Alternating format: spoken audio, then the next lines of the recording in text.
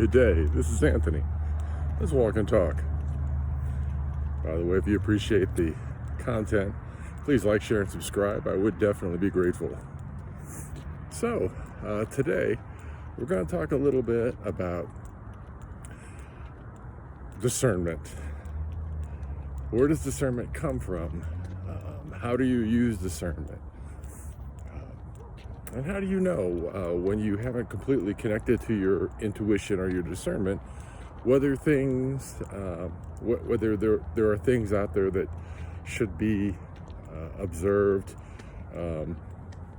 listened to, or understood? Let's just put it that way. So what is discernment? Discernment to me is something that comes from your soul. It's something that ties to intuition. It's a knowing.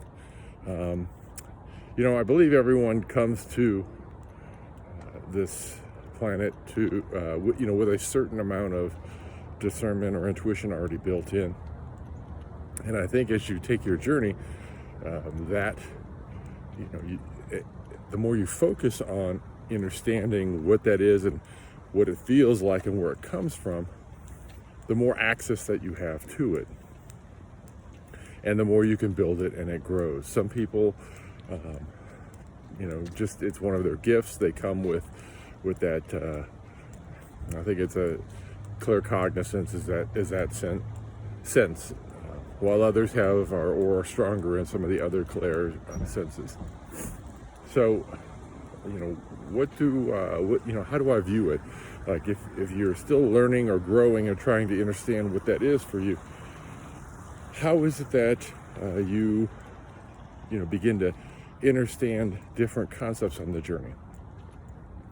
Well, for me, early on as I took this spiritual journey, I asked my soul, I said, so I have an analytical mind, and I desire to understand the spiritual aspect of things. However, it would be helpful if you could show me things around it, like the science around some of these spiritual things.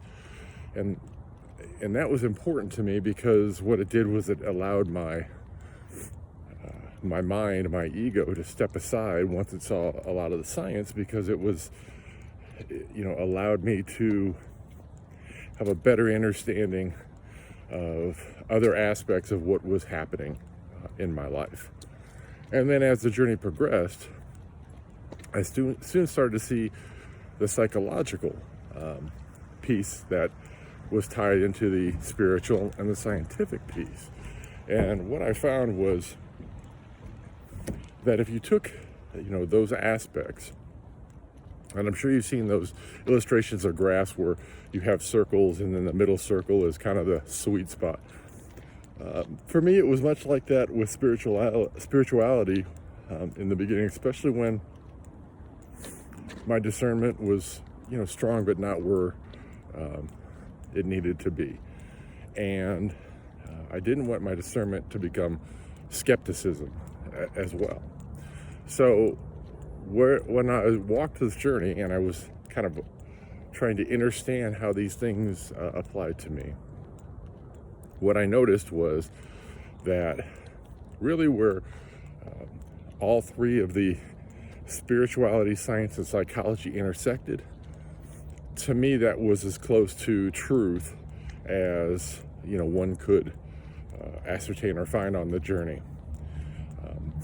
So anytime I came up to something that came up spiritual, if I wasn't completely sure or I didn't feel it resonate with me, what I would do is I would kind of seek out or search the science behind that feeling or that belief system, and then the psychology around it. And what I found was, when I found that the science and the psychology matched it, to me, that always really helped me in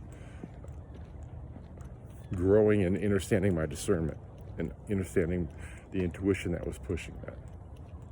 So, there are ways as you're working through this journey and you're reconnecting with self and you're understanding your intuition, and that intuition is guiding you and trying to discern what is your intuition and what is, say, the mind or the ego.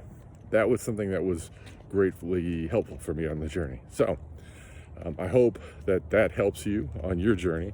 I hope that's something maybe that you can use to help guide you as you connect with self.